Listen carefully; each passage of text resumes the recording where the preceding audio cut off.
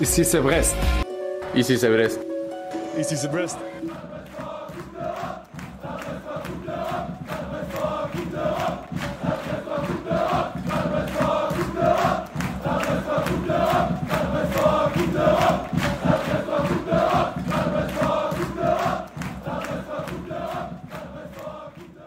Brestoise, Brestois, la trêve internationale continue et les présentations des nouveaux joueurs continuent sur Brest On Air.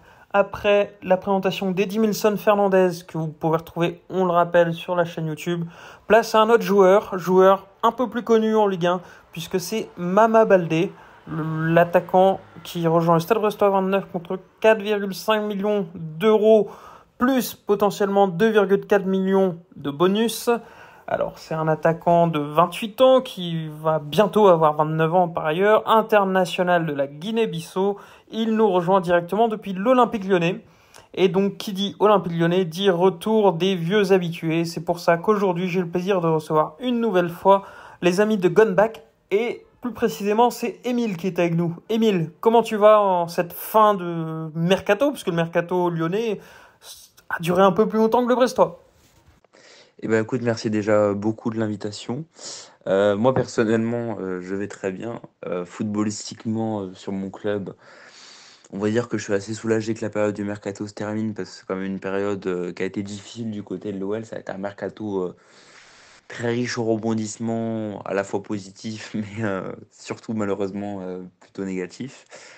Donc assez soulagé que ça se termine, surtout je pense pour Pierre Sage, parce que voilà, il fallait que qu'on ait notre groupe. Maintenant on a notre groupe, il est fixé, on va pouvoir tous travailler ensemble et pouvoir suivre notre club en espérant le plus de victoires possible et une très très belle saison. Tout le monde l'a vu, Lyon a vécu un mercato un peu particulier. Et une illustration de ça, c'est Mama Baldé. Il était prêté la saison dernière à Lyon, avec une option d'achat obligatoire estimée à peu près à 6 millions d'euros, tu me corriges si je me trompe. Et finalement, il quitte Lyon dans les dernières heures du mercato pour à peu près 4 à 5 millions. C'est surprenant pour toi ce départ? Ah, écoute, comme tu le dis, Mama Baldé, il arrive l'an dernier donc avec une option d'achat qui était obligatoire si il atteignait un certain temps de jeu. Donc elle a été levée obligatoirement puisqu'il a atteint ce temps de jeu courant juin, il me semble. Donc à ce moment-là, on pensait quand même que Baldé allait peut-être s'inscrire dans la durée à Lyon avec cette levée d'option d'achat. Et puis c'était quand même un joueur qui a donné satisfaction, qui a été un très très bon remplaçant, un très bon mec de groupe, etc. Qui a été un acteur important de notre remontée. Euh, et au global, si je te prends du point de vue sportif, je suis surpris de ce départ, effectivement, parce que Pierre Sage comptait sur lui.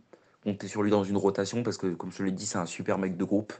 Il a été très important dans un turnover, dans ses entrées, etc., notamment en deuxième partie de saison. Donc Pierre Sage comptait sur lui, je pense, et sportivement, il a porté satisfaction. Pour certains, y compris moi, il méritait même d'être titulaire à certains matchs en début de saison. Donc maintenant, sportivement, oui, je suis surpris de ce transfert, mais je te dirais plus sur le côté au global du mercato et sur le côté économique, je suis pas surpris parce que c'est un move un peu incohérent, mais comme qui rejoint en fait la cohérence de notre mercato sur plein de sujets, hein, que ce soit certaines ventes, comme la vente du Petit Sarr, ou même des achats incohérents comme l'achat de Niakate qui a fait beaucoup parler. Euh, voilà, ça rejoint vraiment une incohérence globale du mercato. Et malheureusement, voilà, tu le vends à un prix en fait qui est moins élevé que l'option d'achat que tu as eu, que tu levé sur lui. Voilà, tu te sépares d'un vrai bon gars. Donc sportivement, j'ai été déçu. Maintenant, je pense aussi que moi, j'aurais bien aimé le garder, Baldé, mais on a quand même une sacrée ligne offensive actuellement. Donc, je suis aussi content pour lui qu'il puisse avoir vraiment un projet où il aura peut-être plus de temps de jeu pour pouvoir vraiment montrer tout son niveau et toute son envie. Je parle d'un œil un peu lointain, mais on a l'impression que Mama Baldé, sur son passage à Lyon, a mis du temps, mais a réussi à convaincre les supporters lyonnais. Au début, on voyait beaucoup de gens se plaindre de ses performances. Et aujourd'hui, on voit certains lyonnais qui semblent se dire que ça aurait été un bon joueur de rotation. Est-ce que tu peux revenir rapidement sur son passage à Lyon? Qu'est-ce que tu en retiens de positif? Peut-être qui a un peu moins bien marché? Eh ben écoute, déjà Mama Baldé, quand il arrive à Lyon, c'est dans un contexte assez compliqué parce qu'on est limité au niveau de la DNCG. Et il arrive vraiment en tant que doubleur de Lacazette. On cherchait vraiment une rotation à Lacazette parce que on savait qu'il allait être titulaire indiscutable, mais voulait quand même une doublure de haut niveau parce qu'on savait qu'il allait peut-être avoir des coups de mou, etc., physiques notamment. Et puis, Dembélé était parti à la fin de son contrat et Amin Sarr ne donnait pas satisfaction et encore aujourd'hui, puisqu'il est toujours au club, est un flop monumental. Donc Baldé, il arrive vraiment dans l'idée de doublure et beaucoup de supporters lyonnais, y compris moi, vraiment trouvent que c'est une bonne idée parce que c'est un bon joueur technique qui a planté quand même 12 buts du côté de Troyes durant la saison 2022-2023, ce qui est pas rien dans une équipe pourtant qui a été très très très compliquée au niveau football. Donc Baldé, il commence vraiment avec des plutôt belles entrées, notamment ce premier match face au PSG où il fait une très belle entrée, très physique, très impactant. Et après, ça a été assez compliqué. En fait, il a vite plongé.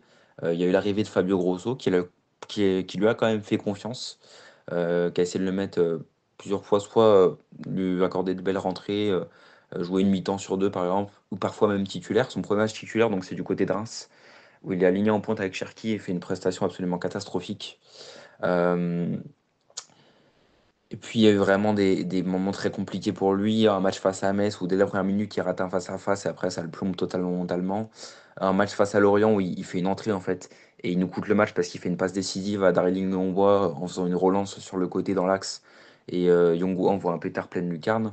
Et l'un de ses pires matchs peut-être c'est son match face à Lille à domicile où il rate, je pense, trois, voire quatre même grosses occasions. Je crois qu'il rate trois face à face dans le match, mais vraiment des occasions énormes.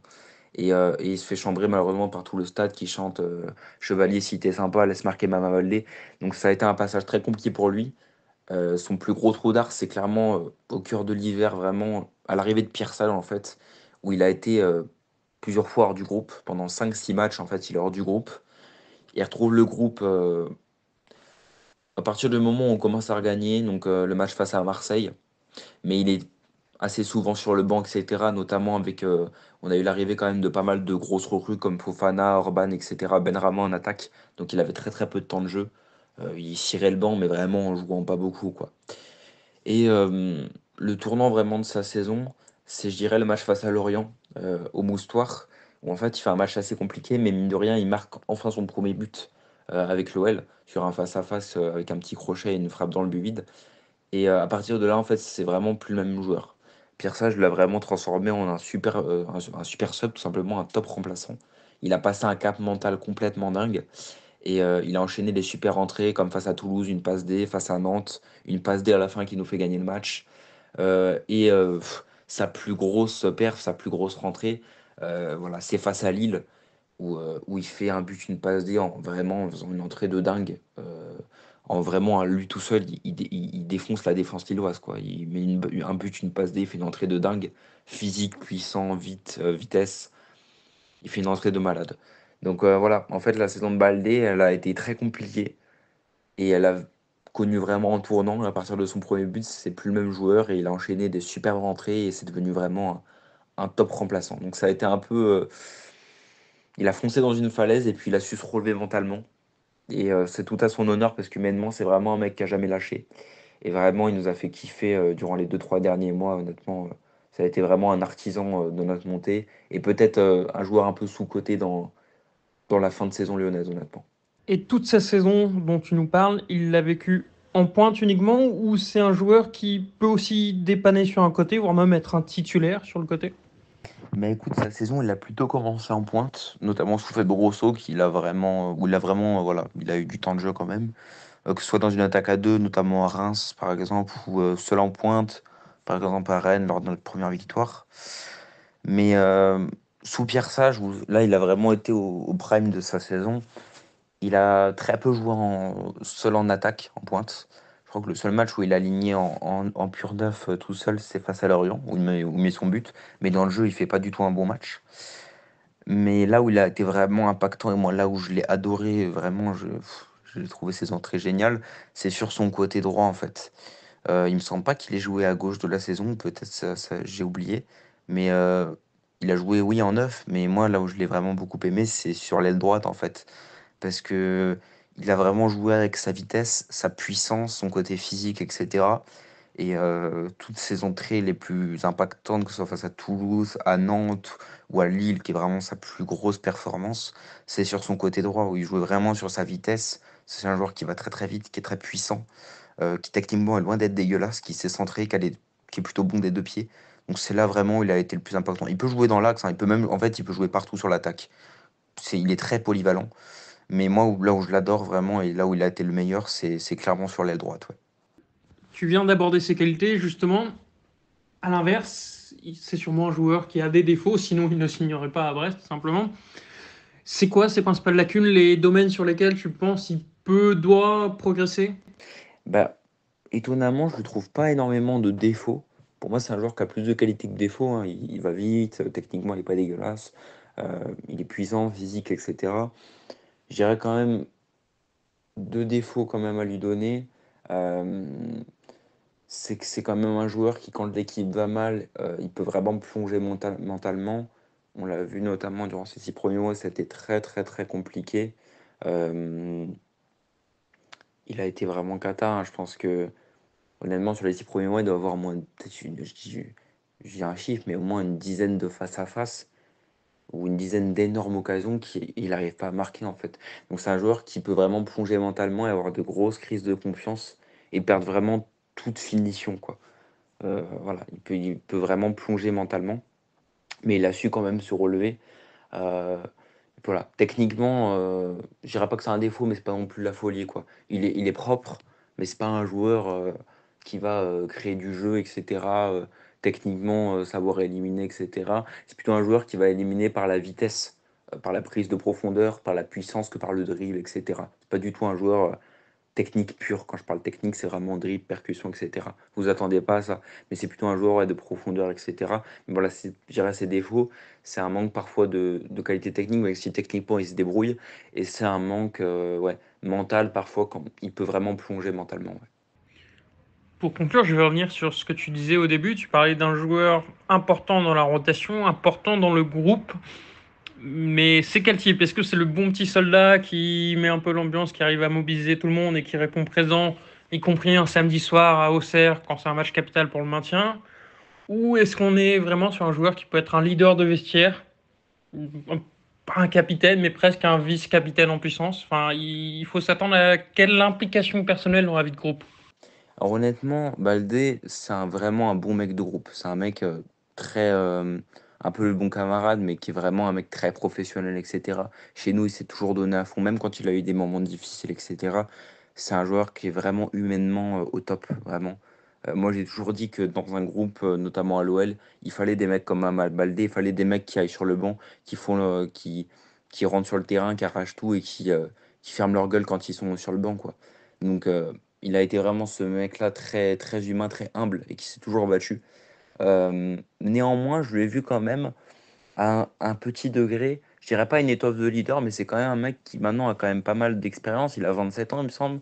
Il a quand même connu beaucoup de matchs de Ligue 1, etc. Il a connu plusieurs. Voilà, il a joué avec nous la remontée vers l'Europe. Il a joué le maintien avec les Stacks, etc. Donc il a connu différentes situations. Mais il a même joué le maintien avec nous d'ailleurs. Mais c'est un mec quand même qui, je dirais pas que c'est un leader, mais il est capable quand même d'encadrer certains jeunes et sur le terrain, essayer d'être un peu rassurant, etc. Notamment son entrée face à Lille, où moi je me souviens, il fait une passe des sublimes à Malik Fofana, vraiment qui est magnifique.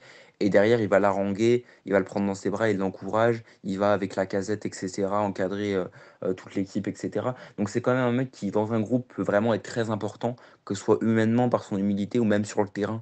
C'est vraiment quelqu'un qui lâche jamais rien et qui est vraiment, moi je dirais, un exemple vraiment sur un terrain de combativité, d'abnégation, etc. Tu nous porterais donc un bon joueur offensif de Ligue 1, une mentalité exemplaire, tout à l'air réuni pour qu'il réussisse dès cette saison à Brest. En tout cas, de notre côté, on prend le parti d'y croire, de vouloir y croire. On te remercie, Émile, pour ces éclairages. Supporters brestois, quant à nous, on se retrouve très prochainement pour un nouvel épisode. Je vous fais une petite confidence, un petit spoiler. Ça sera l'épisode de présentation de Massalio Haidara qui va arriver très très vite. Donc, restez connectés. N'hésitez pas à vous abonner, à mettre les notifications en cliquant sur la cloche. Bref, la suite arrive très très vite. Et ce qui arrive très très vite aussi, c'est la reprise de la Ligue 1 dans une semaine, suivie de, vous le savez, le premier match de Ligue des Champions. On a tous hâte d'y être et forcément, on le vivra tous ensemble. Sur ce, Kenavo et allez Brest.